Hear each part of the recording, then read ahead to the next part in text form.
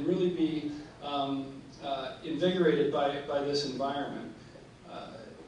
There's a couple of places that you probably can imagine if you're thinking back to that pedestrian pathway where we have some intersections. Some places where potentially the movement of elephants or rhinos are going to intersect with the movement of our guests, and we're taking that as a great opportunity to have some new interactions. Here on this side, actually, where the guests come in between these two habitats, it's almost like a train crossing. It's an on-grade transfer where we can open up some gates and allow an elephant to go through and cross in front of our guests. Maybe we'll pull someone out of the crowd and let them have a up-close encounter with an elephant. This is a really neat opportunity that we currently don't have. Maybe more impressive on the other side is an elephant bridge. So here, because of the grade difference, there's actually an overpass, and the elephants will be walking over you. And again, we think this is an incredibly exciting opportunity to see and experience an elephant in a whole new way.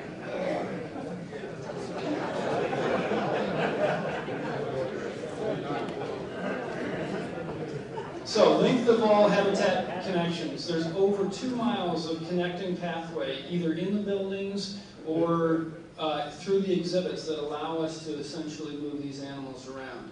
So, a dramatic, amount of movement becomes available for these animals. We do that with 43 site gates, very unlike your garden gate. These gates are about 10 foot tall and 10 foot wide with 6-inch thick-walled tubular steel, hydraulically controlled with very extensive electronic equipment monitoring them. So this is a significant technological endeavor just to do what we want to do in terms of rotational exhibitry. We also have 10 cameras. And why would we have 10 cameras? Because we have an elephant control center. And it looks just like this. It's down in Stapleton. No. We actually are going to have an elephant control center in the back of the elephant building that allows our keepers to work together to safely and efficiently move our collection through the 43 site gates and the other gates that are in the property. So these 10 cameras all have positions on our gates. And this is a very innovative technology, application of this technology for the benefit of our elephant management system. And I haven't even gotten to the buildings. So we have buildings, obviously. We have 10 major buildings on this, in this facility that lay down. Some of them are service buildings, but many of them are animal holding buildings or exhibitry buildings. The most notable is the Freiheit Elephant House, named after our recently passed CEO, Clayton Freiheit. And, it was one of his inspirations and one of his leadership positions that we even are building it the way we're building. And that is that this facility has the capacity to hold 8 male elephants in one place. And there isn't a place in the world that has the capacity to hold in one building 8 male elephants, and probably not a lot of people who are willing to try. It's a very aggressive commitment on our part, and one of the reasons is it's an entirely different construction technology. You really have to upsize, so to speak, your facility, the walls, the gates, and all of that other apparatus to house male elephants that are significantly taller, stronger, and sometimes more ornery than the females that we currently have. And so it's a really true commitment. Again, just to do a little comparison, here's our 2 elephant holding spaces that we currently have in our pachyderm facility, and I'm sure you've seen them. That's our current holding capacity overlaid onto this building. And you can see that's a dramatic difference. This is a very big building. So, we have 8 of those bedrooms, like I said. They're all about 900 square feet, about twice the size of our current holding facilities. So we feel like this is, for each individual elephant, a much more appropriate condition to be holding them in. We also have something that we don't propose, that we don't currently have, a 25 square foot parlor, which is a place where we can have multiple elephants together inside of the building. And so you can be viewing them in a much larger area when they're not outside. And only slightly outdone by the yard gates, there's 36 of the doors inside of this building, equally as impressive as the ones out in the site, just to allow us to do the management of those elephants. And it's a 20,000 square foot elephant barn. So this is just a really exciting building for us. We're thrilled to be able to have this type of space potentially in the future for us to do these important programs with male elephants. Okay, so gasification. One of our initiatives out of many as it relates to sustainability happens to be around conversion of our waste stream into energy. Now, it came upon us we have had a long-standing commitment to sustainable design and construction.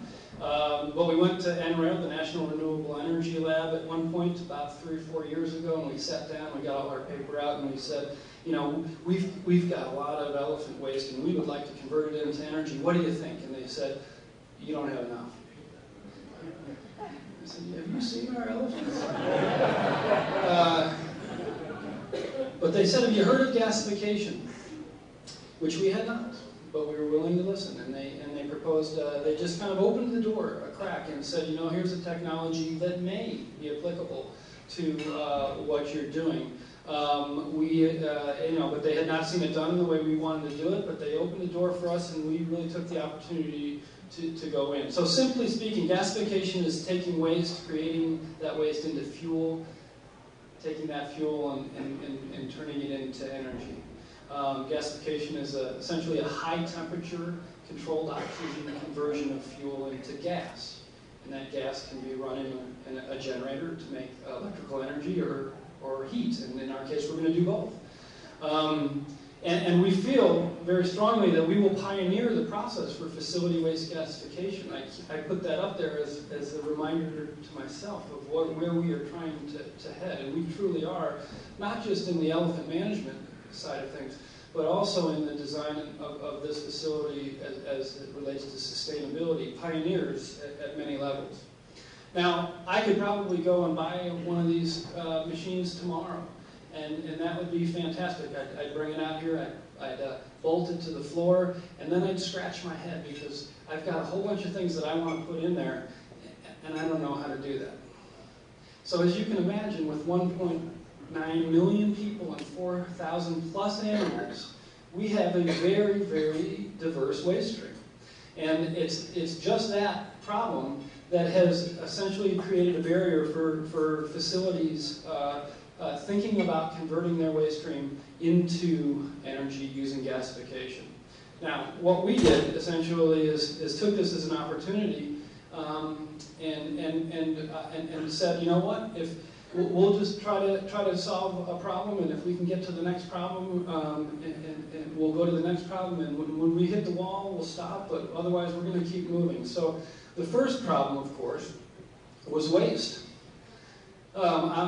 We needed to understand our waste stream. There was no way to even figure out whether or not we had a fuel if it wasn't for us understanding our waste stream. So we did something very important. We actually started to analyze our entire waste stream and how it moved through our facility. And just an aside, the way we did this is we brought the guys who do the grounds crew that manage the waste facility into my office, and we brought them onto the table and we said, we've got this great idea. And we said, we want you to weigh every dumpster every day from now until whenever.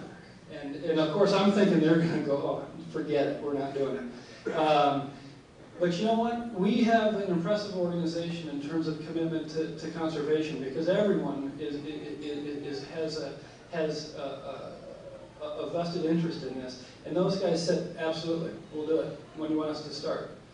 And it was shocking, but they have, and they've been doing it. We put a scale on the back of the house, and we put a number on every single dumpster, and we've got this little thing. They jump out of the Jeep, they put in 125 commissary, and we capture that data, and we've been doing that for 1.5 years.